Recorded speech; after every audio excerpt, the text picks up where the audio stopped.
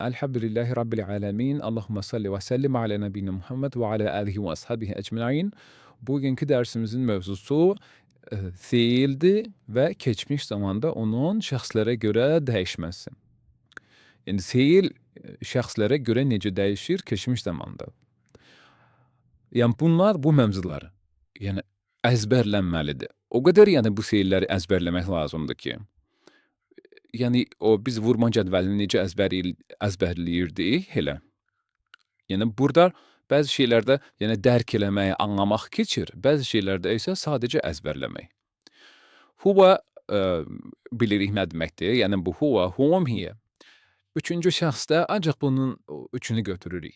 Ərəb dili biraz geniş dildir. Orada kişi cinsi üçün tək, ikili, qadın cinsinin təki, ikili, kişi cinsinin gəlini və s. Bunların hamısı üçün ayrı cür olacaq. Amma bil ancaq üçüncü şəxs üçün ancaq bunların üçünü götürürük. Çünki çox işlənən bunlardır.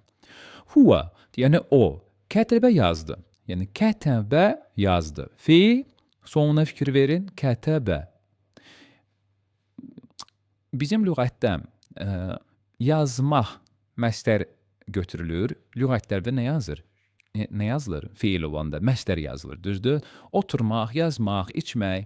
Amma ərəb dilində lüğətlərdə huwa forması, keçmiş zamanda huwa forması yazılır fiili öyrənəndə. Çünki ən sadə forma odur.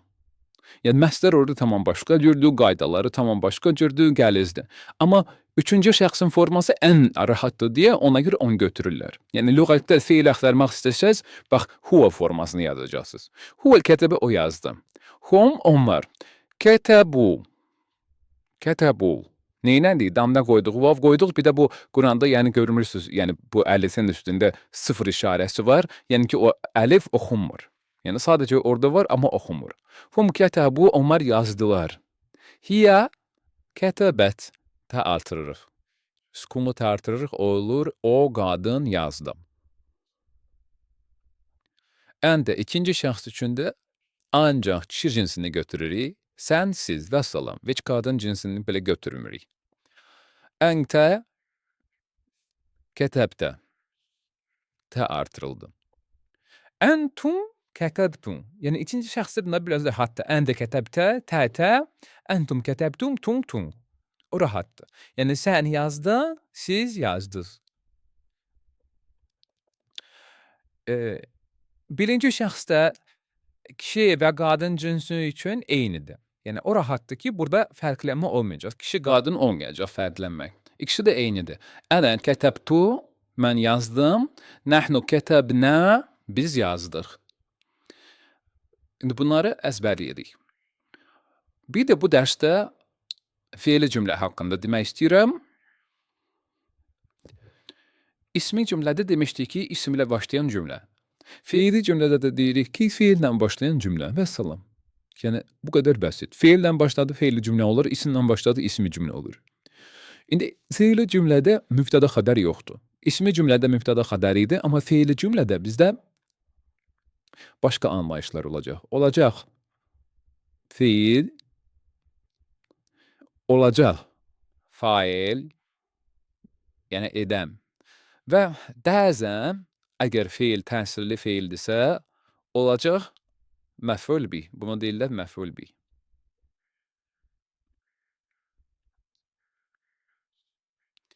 Deməli, kətəbə yazdı. Əl-muslimu müsəlman. Əl-kitəbə kitabı. Müsəlman kitabı yazdı. Yəni kim elədi müsəlman? Bu olacaq fail.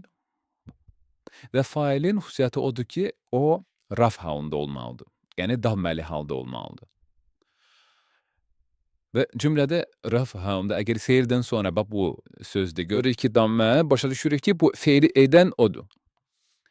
Xalaqallahu, yəni Allah Teala yarattı. Kim yarattı? Allah yarattı. İndi nəyə bax təsir, o bizim dildə o tamamlıq var ha. Yəni nəyə təsir etdi? O fiil nəyə təsir etdi? O məf'ul bih və nasb halında olacaq. Yəni səthəli halda olacaq. Kətəbəl muslimul kitəbən. Müsəlman nəli yazdı? Kitabı yazdı. Halakallahul arba, Allah Teala ne yarattı? Yeri yarattı. Sözün sonuna fəthə buyuruq. Yaxud da nasb halına salırıq. Yəni düzgün cəmdə yenə xatırladıq. Orada muslimini həm car, həm nasb halında belə, yəni una dəyişirdi, ina olurdu, ənində dəyişirdi, eyni olurdu. Yəni o keçmiş dərsə qayıdıb təkrarlaya bilərsiniz. Yəni xülasə odur ki, feili cümlədə bizə 3 şey ola bilər. Kətəbə, yəni feilimiz var, fail, yəni o işi görən, o feili edən və məf'ul bih, o iş, o feil nəyin üzərində icra olunur. Deməli, feil, kətəbə, xalaqa, onu qoyduq, birinci onu qoyduq, sonra faili qoyduq, faili hansı halda qoyduq, yəni damməli, yəni raf halında və sonra da məf'ul bih nasb halında, səthəli halda. Əgər mən texniki olaraq, yəni bu cümlədə yerini dəyişsəm sözlərin, kətəbəl kitəbə əl-muslimu, məna dəyişməyəcək. Çünki ərəb dilində sözün sonları önəmlidir. Yəni mən yenə də görəcəm ki, kətəbəl kitəbə, aha, fəthə, deməli kitabı yazdı. Əl-muslimu, dammə, deməli kim yazdı? Müsəlman yazdı. Yəni ona görə sözləri yerini dəyişmək bəzən, yəni ərəb dilində heç bir problem deyil. Yəni bu feili cümlə barəsində bu günlük bu qədər kifayətdir.